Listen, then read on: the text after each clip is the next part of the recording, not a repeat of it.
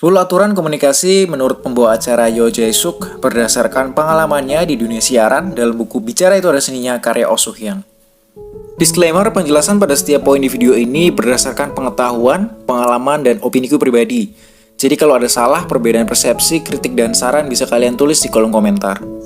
Yang pertama, kata-kata yang tidak bisa diucapkan di depan, jangan diucapkan di belakang. Gunjingan sangatlah buruk. Poin pertama ini cukup jelas ya. Seringkali ketika kita tidak suka dengan seseorang terlepas apapun alasannya, akhirnya kita membicarakannya dengan orang lain. Atau unek-unek yang tidak berani kita sampaikan secara langsung, justru kita sampaikan itu kepada orang lain yang tidak bersangkutan. Tetapi juga bukan berarti unek-unek atau omongan buruk yang kita berani sampaikan di hadapan seseorang secara langsung, tetap kita bicarakan dengan orang lain di belakangnya.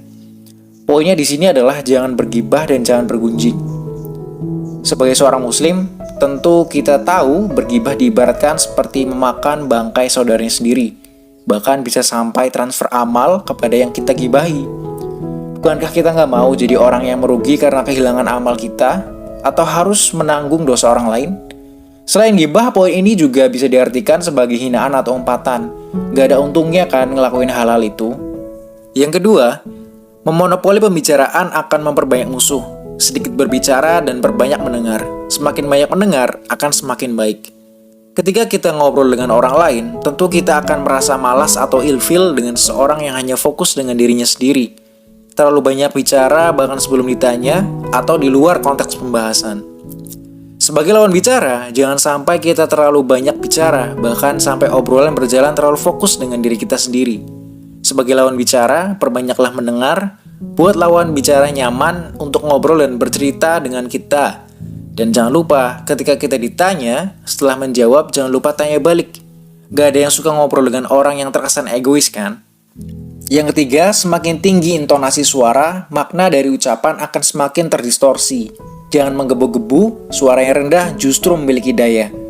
Dalam berbicara, sebaiknya kita tetap tenang dan santai, tak perlu terburu-buru. Ketika kita berbicara terburu-buru, lawan bicara justru akan sulit memahami apa yang ingin kita sampaikan. Yang keempat, berkata yang menenangkan hati, bukan sekedar enak didengar. Yang kelima, katakan yang ingin didengar lawan bicara, bukan yang ingin diutarakan. Berbicara yang mudah dimengerti, bukan yang mudah diucapkan. Pemilihan kata amatlah penting ketika kita ingin menyampaikan sesuatu. Beberapa kata dengan makna yang sama, memiliki perbedaan ketika disampaikan. Contohnya, aku turut berduka cita ya, katanya ayahmu sudah meninggal. Dan, aku turut berduka cita ya, katanya ayahmu sudah mati. Kita juga harus bisa membedakan dan memahami dengan siapa kita berbicara. Jangan karena kita berpendidikan tinggi, membaca banyak buku, memiliki banyak pengalaman, akhirnya kita berbicara dengan orang yang dengan latar belakang yang berbeda, dengan orang tua, dengan yang lebih muda, menggunakan bahasa yang tinggi atau terlalu ilmiah. Kaya akan kosakata mungkin memang terlihat keren ya, tapi dalam komunikasi, pemahaman lawan bicara terhadap apa yang ingin kita sampaikan jauh lebih penting daripada ingin terlihat keren. Yang keenam, berbicara dengan menutupi aib dan sering memuji. Bukan berarti kita menjadi penjilat di hadapan seseorang ya. Aib seseorang adalah urusan pribadinya. Maka hindarilah obrolan tentang aib. Salah satu cara menjadi seseorang yang menyenangkan adalah dengan memuji. Tapi seseorang juga bisa membedakan mana pujian yang tulus, mana yang sekedar pemanis. Oleh karena itu, sejatinya pujian datang dari hati dan juga pengamatan, bukan sekedar kata-kata yang terucap dari mulut. Yang ketujuh, berbicara hal-hal yang menyenangkan, bukan yang menyebalkan. Yang kedelapan, jangan hanya berkata dengan lidah, tetapi juga dengan mata dan ekspresi. Unsur nonverbal lebih kuat daripada unsur verbal. Ekspresi dan gestur merupakan komponen yang sangat penting dalam komunikasi. Bisa kita bayangkan ya, ketika ada seseorang yang ingin berbelasungkawa atas kematian orang tua temannya contohnya, namun menyampaikan belasungkawa tersebut dengan riang gembira. Yang kesembilan, 30 detik di bibir sama dengan 30 tahun di hati. Sepatah kata yang kita ucapkan mungkin saja akan mengubah kehidupan seseorang. Poin ke-9 ini mungkin mirip dengan butterfly effect ya. Sesuatu yang sifatnya sepele justru bisa berdampak besar.